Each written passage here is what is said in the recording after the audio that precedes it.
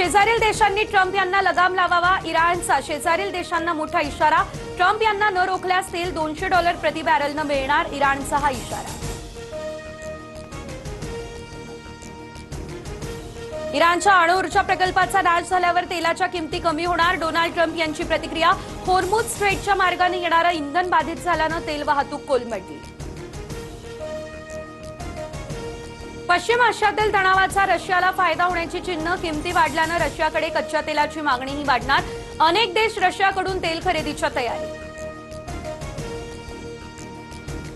इराणकडून होर्मुझची सामुद्रधुनी पूर्णतः बंद, स्ट्रेट बंद झाल्यानं 1973 नंतरची सर्वात मोठी नाकाबंदी, 20 मिलियन बॅरल तेलाचं उत्पादन ठप्प, अमेरिकेवरही परिणाम।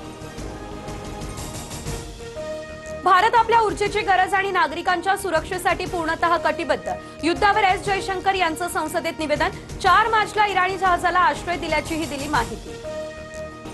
प्रत्येक गोष्ट अमेरिकेला विचारून करावी लागते, भारत अमेरिकेचा गुलाम होताना दिसतोय, संजय राऊतांची टीका। पवार गांधींची गुलामगिरी करणाऱ्यांनी देशभक्तीचे धडे देऊ नये, नवनाथ बन यांचं हे उत्तर।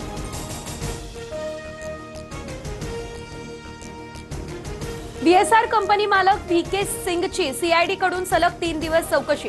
अजित पवारांच्या अपघात प्रकरणामध्ये आता माझी चूक असेल तर कठोर शिक्षा करा, व्हीके सिंगचं वक्तव्य। बीएसआरची विमानं सुस्थितीत असल्याचाही दावा।